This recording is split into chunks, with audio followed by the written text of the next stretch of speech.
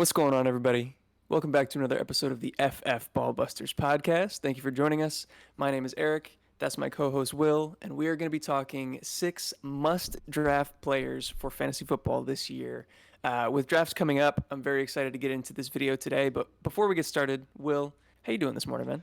Hey man, I'm doing great and I'm excited to talk about this stuff. Like you said, just 6 players that we feel like you should absolutely leave your drafts with if you want to win a championship. Just those guys we feel like have that upside who have been maybe underrated in some cases. So definitely excited to talk about this one. But with that being said, make sure you guys hit that subscribe button. We're trying to get to 500 subscribers before the start of the season. It's a lofty goal. We know the season's coming up, but we think we can do it and you guys can help us out with that. So hit that subscribe button, hit that notification bell so you know when we drop all our newest videos. And with that being said, we can go ahead and get into it, right? Let's get right into the meat of the video. I'm gonna let you kick us off. We got 3 each here.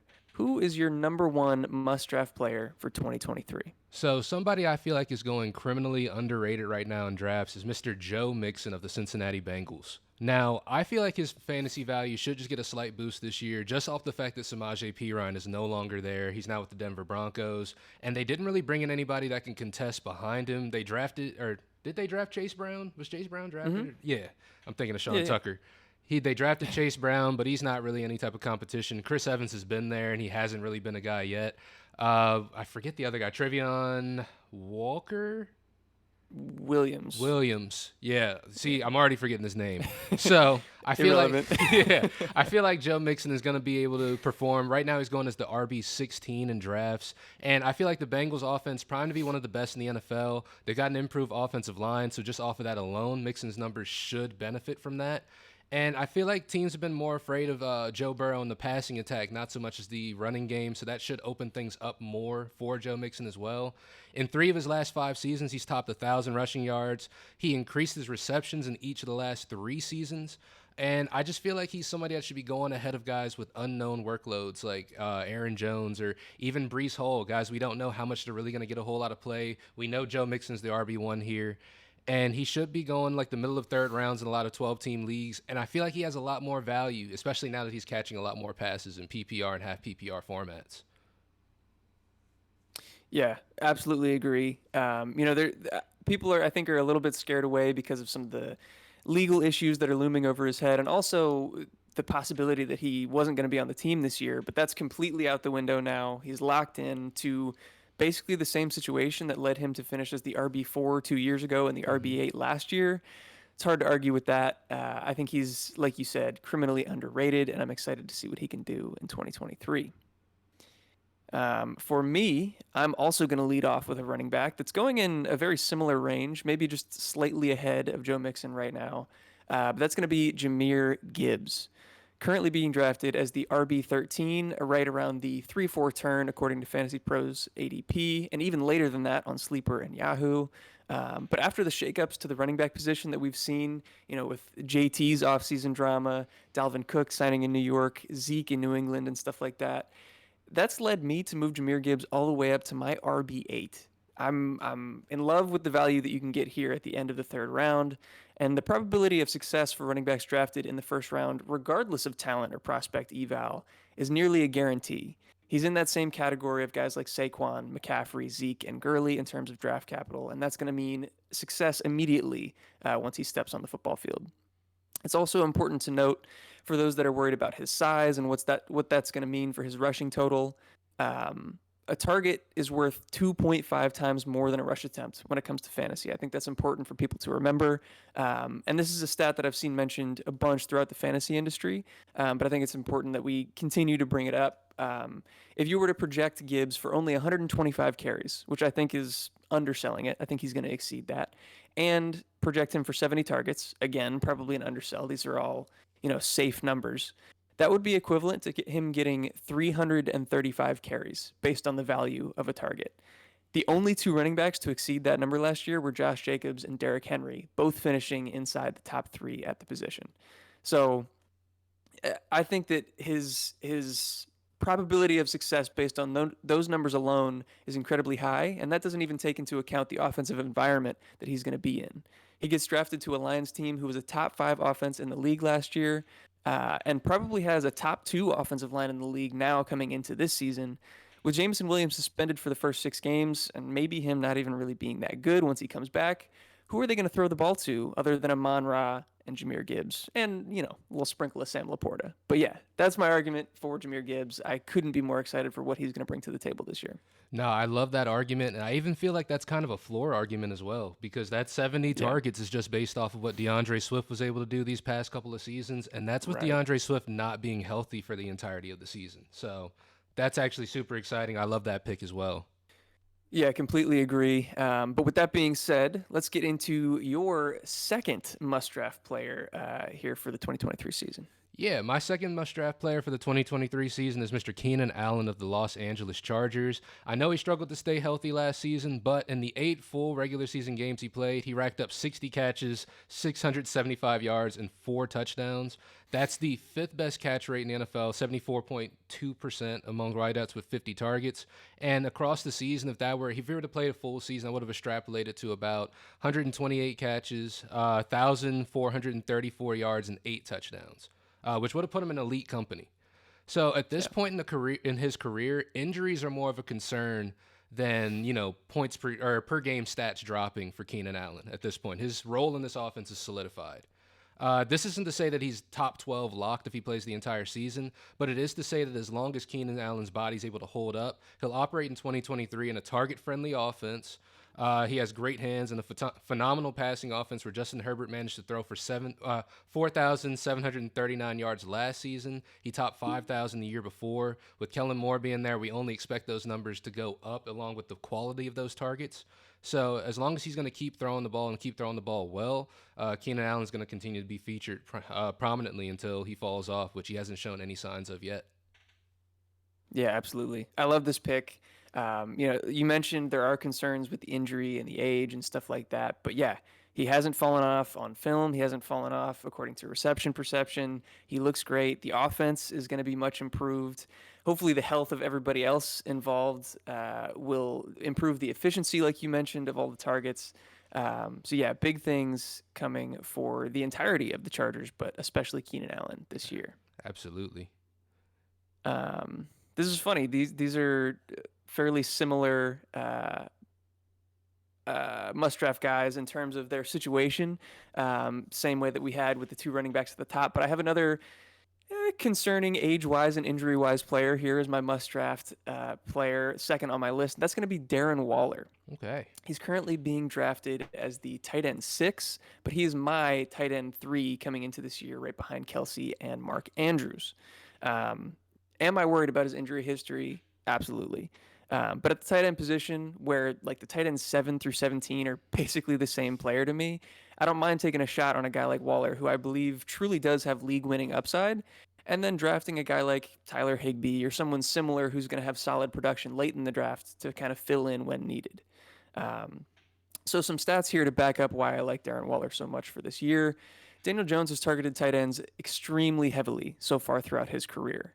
In fact, Giants wide receivers have seen less than 60% of the team's total targets during his tenure, which is a crazy number. But according to Mike Wright of the Fantasy Footballers, teams who have had similar situations where wide receivers have seen less than 60% of the targets on their team since 2014 have averaged a 24% target share for the tight end 1 in their respective offenses.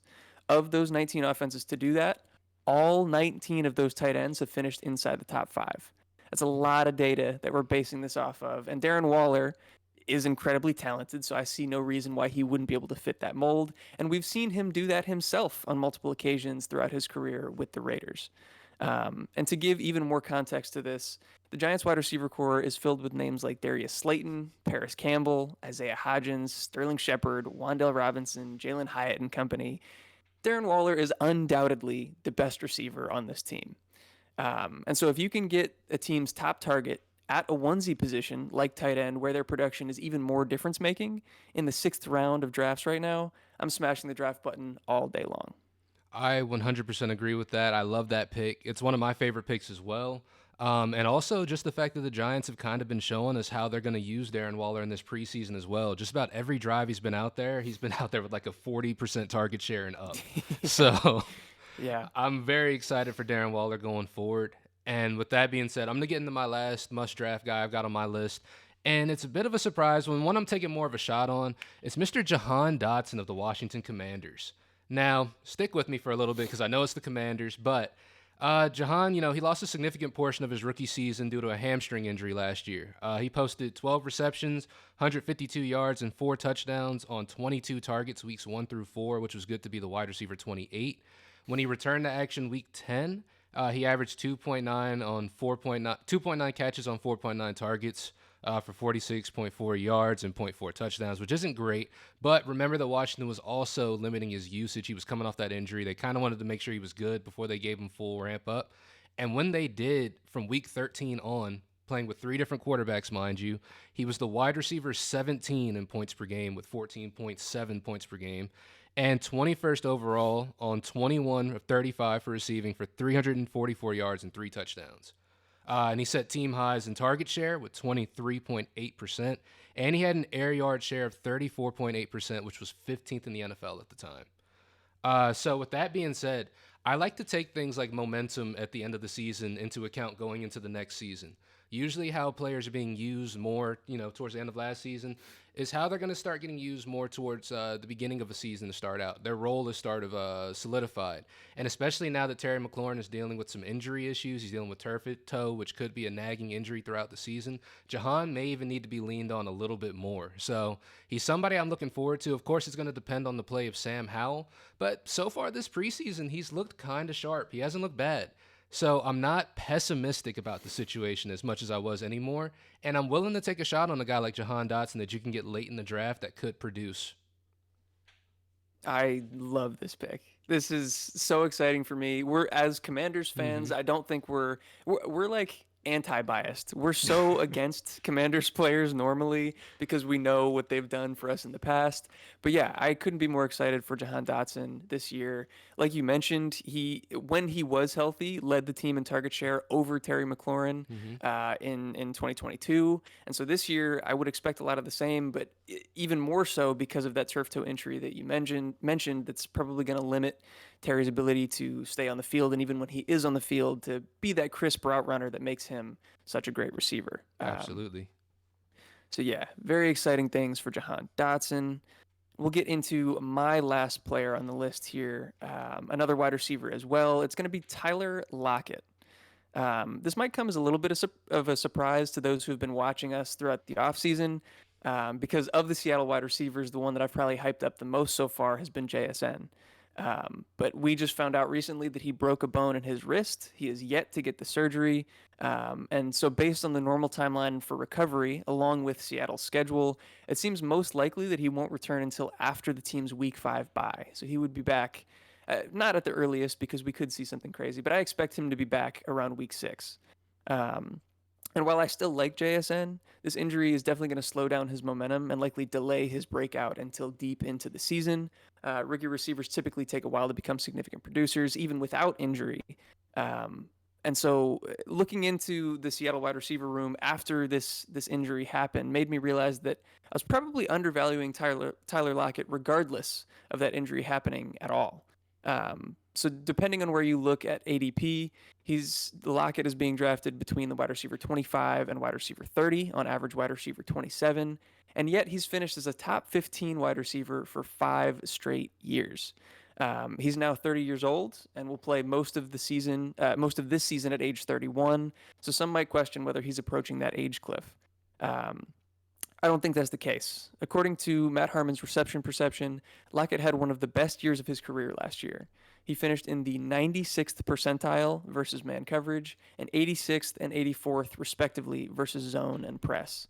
And those who want to pigeonhole him as a slot receiver that might get overtaken by JSN once he comes back healthy, he actually only played 34% of his snaps inside last year. So he's more than versatile enough to play on the outside, to play as the lone receiver in a single receiver set, to play inside if you want him in the slot. He can play anywhere and succeed anywhere on the field. So I wouldn't be surprised if he finishes in the top 15 once again with the news of this JSN injury. But even if he finishes as a low-end wide receiver too, he's still a screaming value considering where he's going right now in drafts. I 100% agree with that. DK Metcalf usually goes before him. I don't believe he deserves it. I feel like Tyler Lockett consistently outperforms DK Metcalf, especially on a season-long aspect. So yeah, I love that pick. 100%. The JSN injury is also kind of funny, just because I think Pete Carroll said like, "Oh yeah, it'll be like 3 weeks," but we know that means like half the season at that point. So Yeah, the injury optimism with Pete is crazy. yeah, but I love that pick. Tyler Lockett is often the odd man out in that Seattle offense, and he always performs every year. So if you can get him at the discount that he's going for, definitely go for him in drafts. Absolutely. And I don't know if you have any prepared. If not, it's no big deal. Some honorable mentions that I want to talk about that if you haven't seen our draft strategy video that I believe just came out most recently, you'll see a lot of those names in there as well. But Mark Andrews, Calvin Ridley, Justin Fields, Justin Herbert, James Conner are some guys that I also really love. But just based on the way I wanted to do this video, the three names that I picked made a little bit more sense. Is there anybody else you wanted to shout out before we close this thing out? Um, Yeah, some guys I'm looking forward to that are going late in drafts as well. I like Jamal Williams. I like Amari Cooper. I think he's going to have a big year with Deshaun Watson, hopefully taking a step up. And I also like Dameon Pierce a whole lot with the Texans. I feel like he's going to be super involved in that offense on just about every aspect. So those are three guys I'm looking forward to hopefully getting in some drafts this year. Yeah, absolutely. I completely agree with those three names as well. But I think that's going to wrap it up for us in this video. We hope you guys enjoyed. If you did, like we mentioned at the top, please hit that subscribe button. It helps us out a ton. It's free and easy for you guys to do, and it allows us to make even more great content for you guys as we approach draft seasons.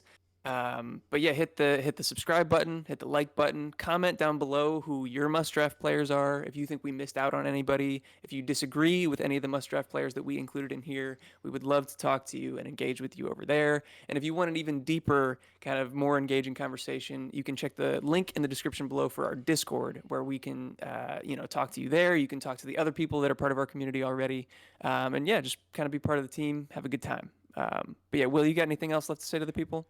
Yeah, with that being said, make sure you guys check out the links down in the description below. You can check out our sponsor, Dynasty Owner, just a cool way to do Dynasty Fantasy Football with some real NFL contracts. You can check out our link down below. That'll get you 20% off. If you check out our other partners over at the Fantasy Football League Winners, we've got new content creators over there, new writers, new video people, just a whole lot of new content to get you guys ready for your fantasy football drafts coming up. And with that being said, we're also sponsored by Underdog Fantasy. So if you use our promo code FFLW, that'll get you 100% deposit match if you're a first-time user up to $100. So check that out. Also, check out our sponsors over at Do Numbers. If you use our promo code, that will get you 15% off your order. Just some cool merch, shirts, hoodies, stuff of that nature. Just some really cool stuff over there. So check that out. And with that being said, if you guys made it this far into the video, as always, we love you. And we'll catch you in the next one. Peace. Peace.